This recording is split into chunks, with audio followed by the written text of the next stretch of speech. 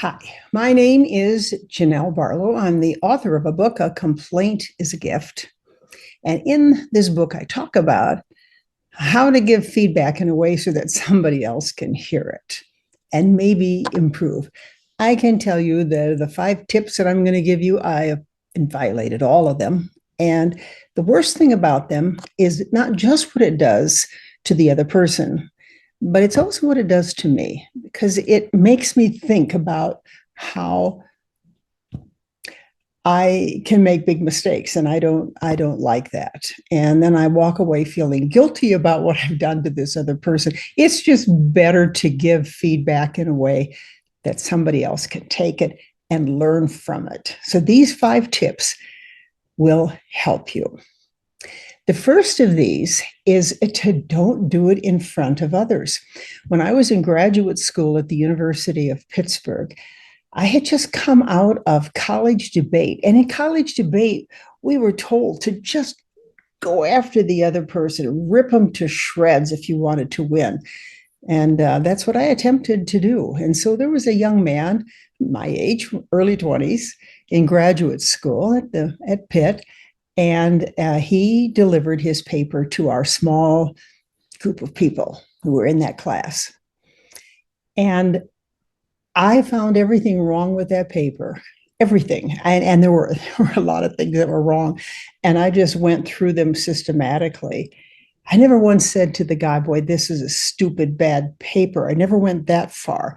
But everybody knew what I was saying. And he knew that he had done a poor job. And there he was getting really destroyed in front of his peers and his professor.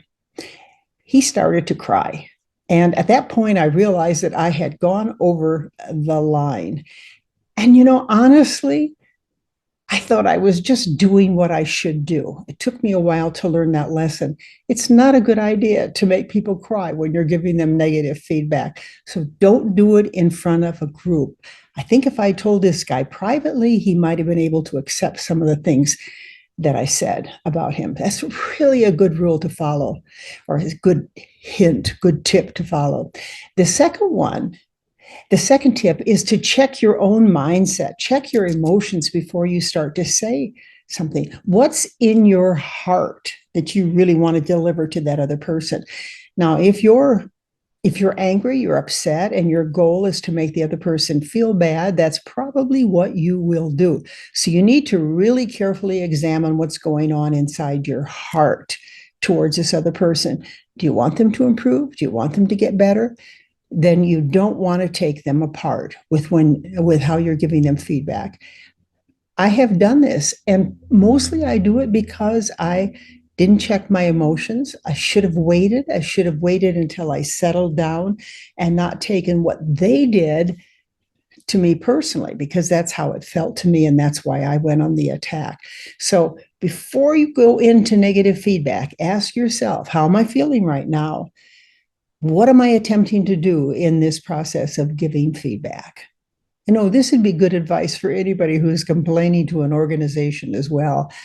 I know many times we just wait and then it's too late and we burst out with our emotions, and it's almost never a good thing.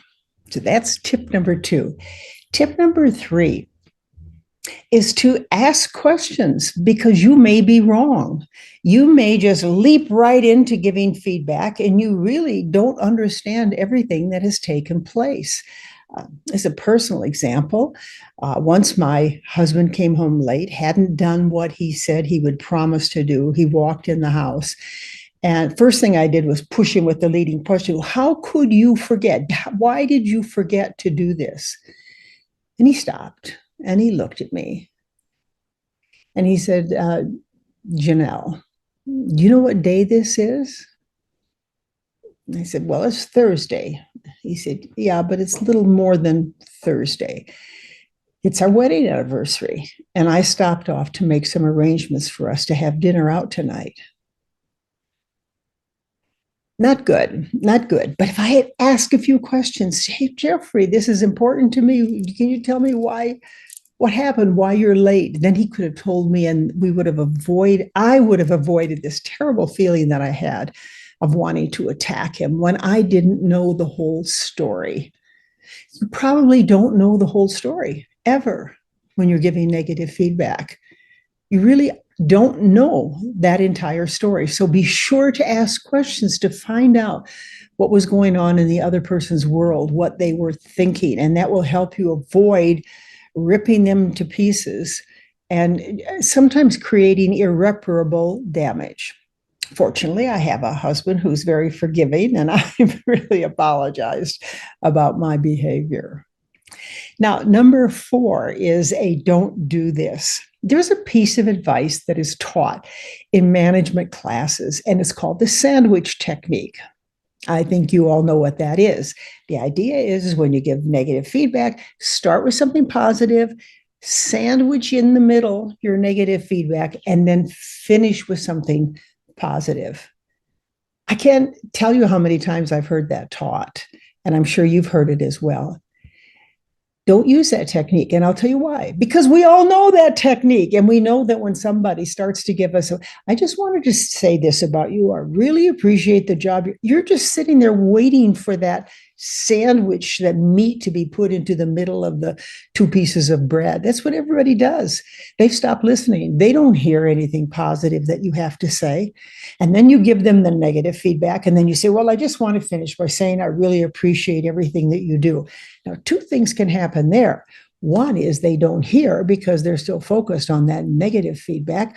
Or secondly, they think that that negative feedback wasn't all that bad because, look, you just told them you thought they were doing an excellent job.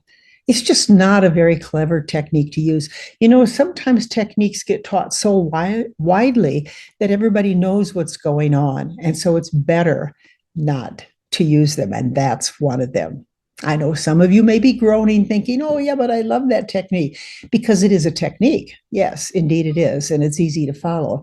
But I have heard so many people say, oh, I knew once that he started to say this, that I was in for it.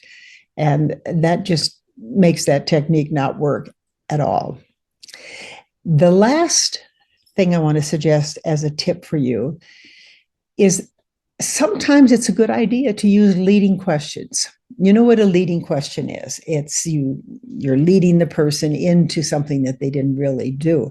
The leading question, a typical one that is used a lot, is when did you stop beating your wife? Well, it's not even true that you were beating your wife, but it's a leading question to that answer. There are other ways to do it instead of why did you do this? I mean, who knows why? It relates to the tip I just gave you. A better question would be, it's a leading question, but it's a better question. And that is, can you see why this bothered me? And then stop. Give them time to think about it.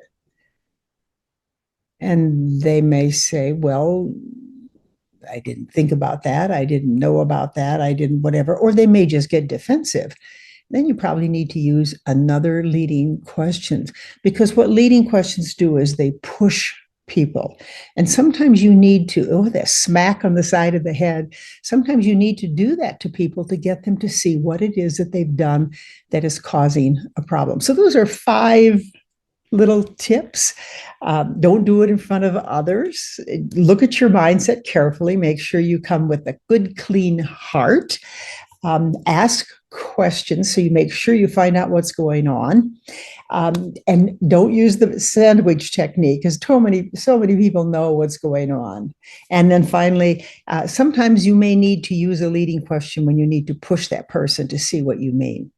Now, if you use those 5 questions, they'll get you through a lot of negative feedback. Honestly, nobody likes to receive negative feedback, and most of us don't like giving it. And that's why we get nervous and then we overreact. So it's good to really think your way through it. I mean, some of the common elements of these tips are pause, think your way through it, and then be careful. Listen to the other person. If you do that, you probably can have a real conversation with somebody where they can change. I hope you found this useful. I hope you find my interview useful. It's been fun to be part of your life in this magazine. Thank you.